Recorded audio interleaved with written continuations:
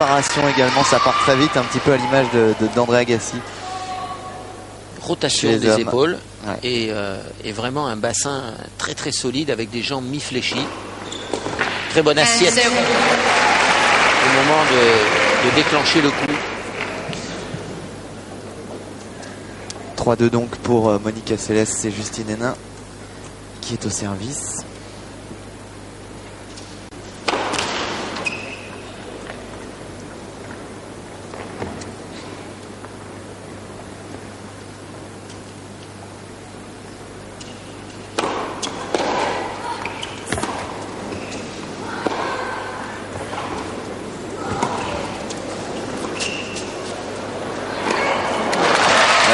Elle s'en sort bien, j'ai envie de dire, Monica Seles, parce qu'elle n'a pas très bien volayé là. Non, mais parce que vous remarquerez que chaque fois qu'elle va au filet, en fait, Justine se contente de remettre une petite balle coupée dans ses pieds. Elle sait que une joueuse, comme un joueur qui joue à deux mains des deux côtés, n'est pas très à l'aise à la volée, en volée basse notamment, ou en volée loin, haute. On a intérêt à la faire jouer, comme on dit. Et là, ça n'était pas suffisant.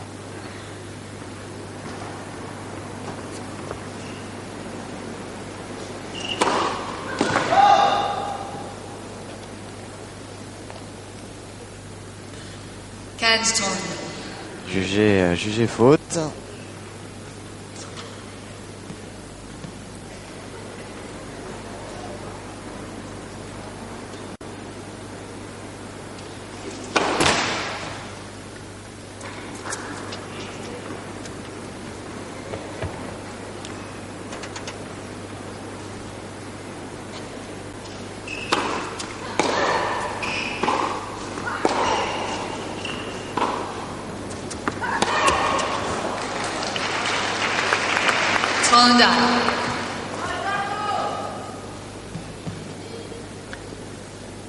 Il y a des similitudes dans cette attaque de balle, quel que soit l'endroit où on frappe, avec un joueur qui ne joue plus aujourd'hui, mais qui était Jimmy Connors, qui s'engageait de la même façon sur son côté revers qu'il avait à deux mains, également gaucher. On touche la balle, donc c'est pour la frapper, agresser l'adversaire, dans le bon sens du terme évidemment.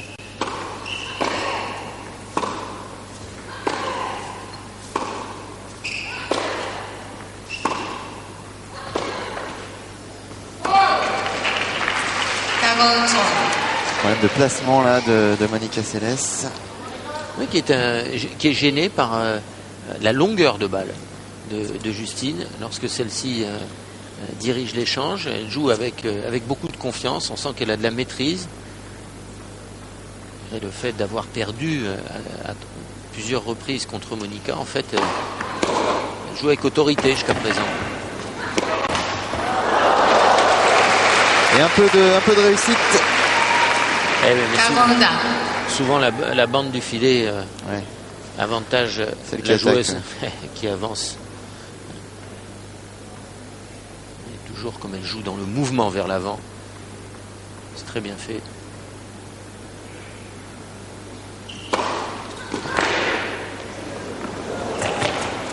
Yes.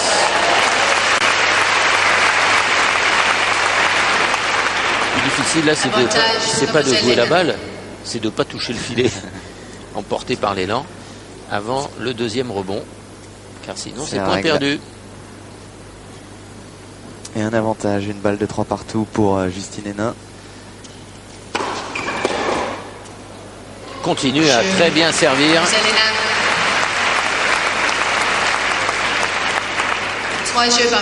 62% de réussite en première balle.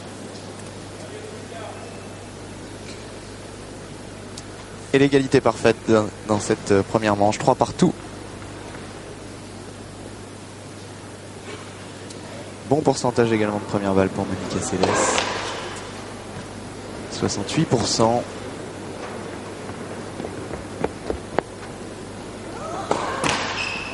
Ouais. Sauf que là c'est une double faute.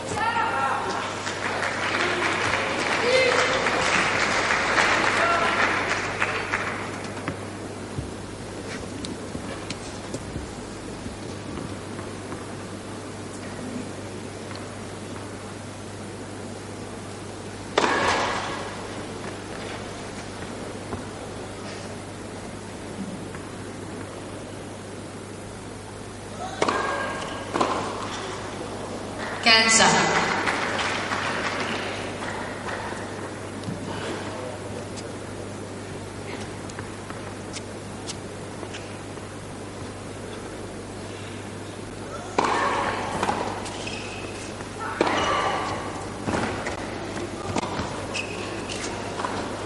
Ouais, c'est bien joué. Très belle lecture là, du jeu de Justine Henin. 15-30. Ah, c'est beau le tennis féminin, hein, jouer comme ça. Ouais. La qualité du jeu est très très élevée depuis le début.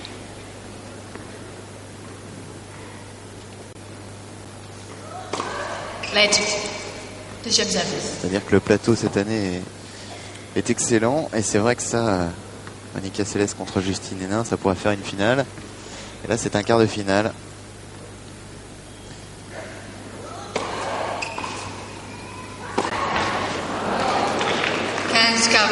Elle varie bien, Justine Henin. Elle relance des balles qui n'ont pas tellement de consistance finalement, sur lesquelles Monica Seles ne peut pas s'appuyer. Elle sait ce qu'il faut faire, en tout cas. Jouer les contre-pieds, jouer des slices bas, notamment sur le coup gauche.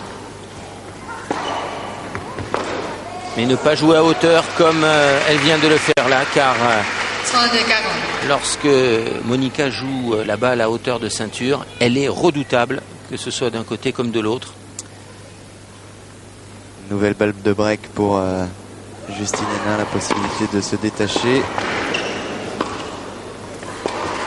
Bien joué. Bien joué. Joli retour de Justine Henin. Et elle fait le break. Elle mène maintenant 4 jeux à 3 dans ce premier set. Et si on peut comparer ces deux joueuses avec les deux précédentes, c'est que rien de leur émotion n'est trahi dans leur visage. Hein. Depuis le début, on voit qu'on a deux joueuses déterminées qui ne donnent rien, qui ne montrent rien, qui jouent tous les points avec un engagement total. Il y a une très grande détermination. C'est un enjeu très important pour l'une comme pour l'autre. Monica parce qu'elle n'a jamais gagné à Paris. Justine parce qu'elle se doit maintenant de battre des joueuses comme Monica régulièrement pour progresser encore plus au classement. Voilà cette attaque de balle de Monica, toujours dirigée vers l'avant. Vous voyez qu'elle a du mal à fléchir, et lorsqu'on joue à deux mains, on est en rupture d'équilibre vers l'avant. Là, elle préfère laisser rebondir la balle plutôt que de la volleyer basse. C'est bien joué, c'était au jeu précédent sur son service. Dans les images que l'on avait vues dans le jeu précédent, Jérôme, on avait vu Monica qui s'engageait vers l'avant. Mais vous savez comment Nick Bollettieri l'entraînait? Il faisait servir des sparring partners face à elle, et lui se mettait derrière, collé contre elle. Et lorsque la balle partait de la raquette adverse, il la poussait avec sa main droite vers l'avant. Elle était obligée d'aller à la rencontre de la balle. Et ça pendant des séances et des séances, pendant plusieurs années, pour l'habituer à ne pas avoir peur de la balle adverse, notamment sur le retour de service. Méthode qui a porté ses fruits. De la carrière de Monica Seles. Ah, et cette qualité, on en a l'illustration là sur ces deux coups. Il y a la jambe arrière qui pousse vers l'avant, qui oblige la joueuse à jouer le coup en avançant, donc avec beaucoup plus d'efficacité.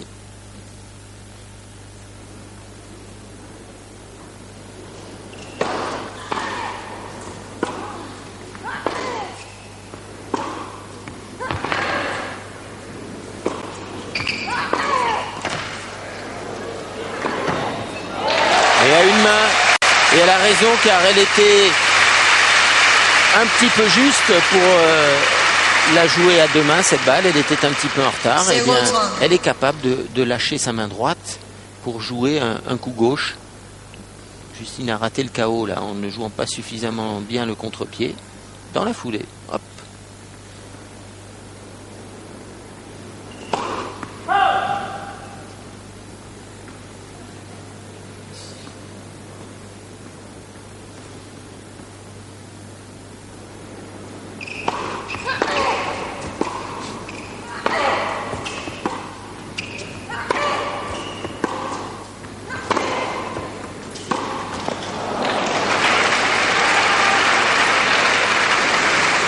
Et cette fois-ci, c'est Monica Seles aussi à la possibilité de prendre le service de Justine Henin.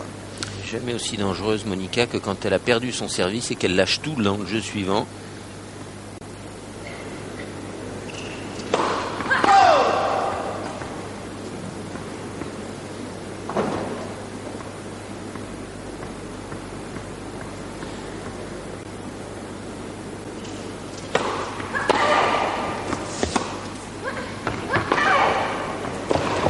Quelle trajectoire. Et Monica Seles qui répond parfaitement à la Belge. Elle avait perdu son service. Et bien à son tour, elle prend l'engagement de Justine Henin. 4 partout. Nouvelle égalité dans cette première manche. Avec un tennis vraiment de grande qualité justement.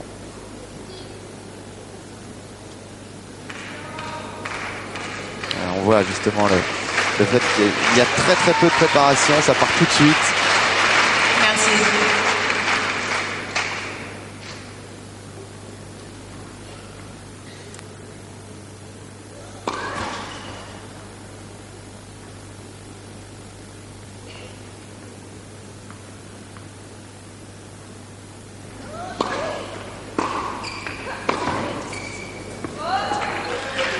C'est 0-15.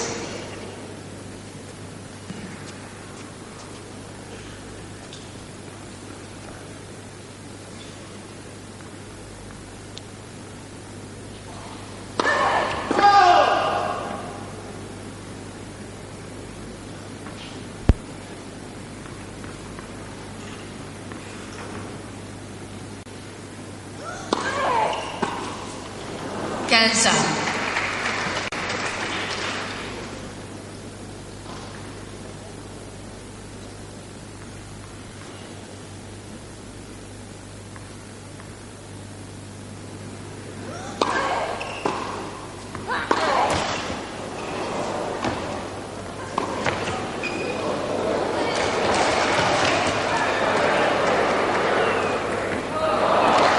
La course était belle, mais pas suffisante.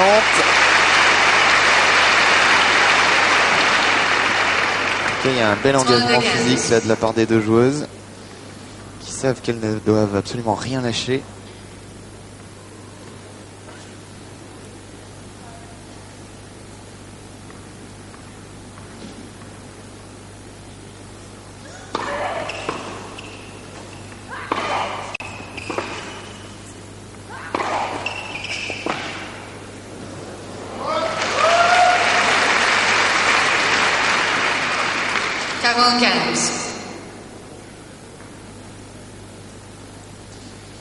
Et on a dépassé la demi-heure de jeu maintenant. 40-15.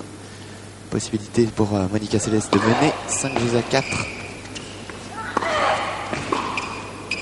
Oh, c'est dommage. C'est dommage. Elle a hésité, Monica, Justine aussi, mais je crois que la balle était légèrement dehors dans le couloir. 5-4 donc pour l'américaine. Ah, qui a fait 2 super jeux là, hein, parce qu'elle avait perdu son service sur un très bon jeu de Justine, mais très bonne réaction au jeu suivant de Monica Seles.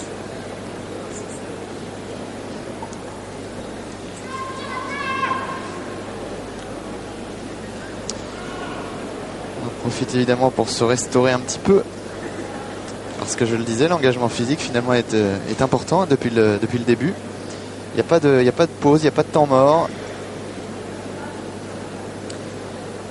Un Monica qui peine aussi à regagner des tournois du Grand Chelem, précisément parce qu'on le voit sur ces images.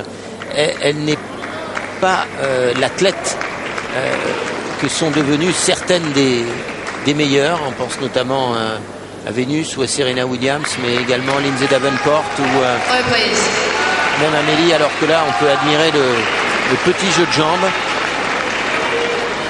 de placement et de replacement de Justine, et ce qui explique sa polyvalence également, parce que lorsqu'on a un petit jeu de jambes comme ça, eh bien on ne peut être que très bonne sur terre battue. 5-4 pour Seles, qui qui va profiter sans doute de sa qualité au retour pour essayer de remporter cette première manche. La preuve. Mais dès qu'elle a l'ouverture, que la balle de service est un petit peu courte, c'est un véritable coup de fusil. Voilà, Patrick Proisy au deuxième rang. Derrière, monsieur et madame Knebel, les organisateurs du fameux tournoi des petits as de Tarbes. Ouais. Et je crois d'ailleurs, j'en suis pas certain, mais il me semble que Justine Hénin a remporté une édition. On va vérifier, mais je crois que Justine Hénin s'est imposée aux petits as. Enfin, de toute façon, ils sont nombreux à l'avoir remporté. On pense chez les filles notamment à Martina Hingis, qui l'avait emporté alors qu'elle n'avait que 11 ans et demi. Une compétition qui est réservée aux 13-14. Il y a rarement d'erreurs de casting. Dans les vainqueurs, on les retrouve très souvent. Ah, c'est le plus grand tournoi du monde. Le plus beau et grand tournoi de rassemblement des 13-14.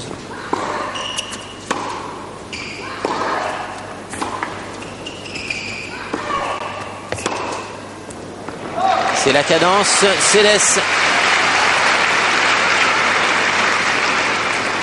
15-30.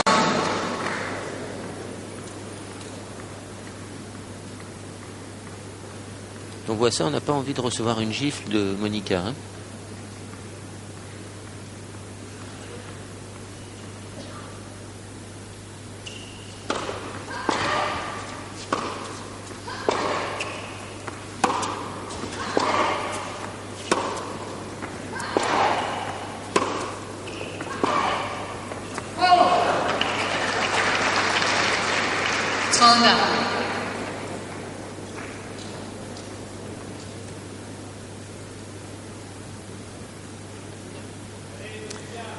À 2 points du 7 toujours.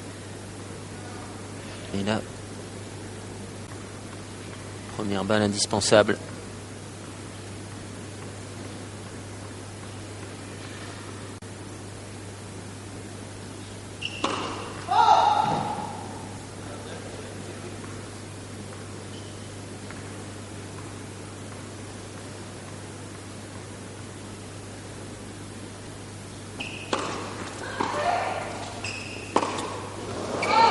C'est dommage. Parce qu'elle était bien Mais elle a hésité à rejouer à contre-pied parce qu'elle a vu qu'il y avait un boulevard devant elle. En changeant d'avis, elle a perdu de la précision. Et une balle de 7 pour Monica Seles qui mène 5 jeux à 4. Balle de 7 sur le service de Justine Hénin qui a tout intérêt à passer sa première balle. Ouh là là. Dommage. Deux grosses fautes qui offrent le 7. À Monica Seles, 6 jeux à 4.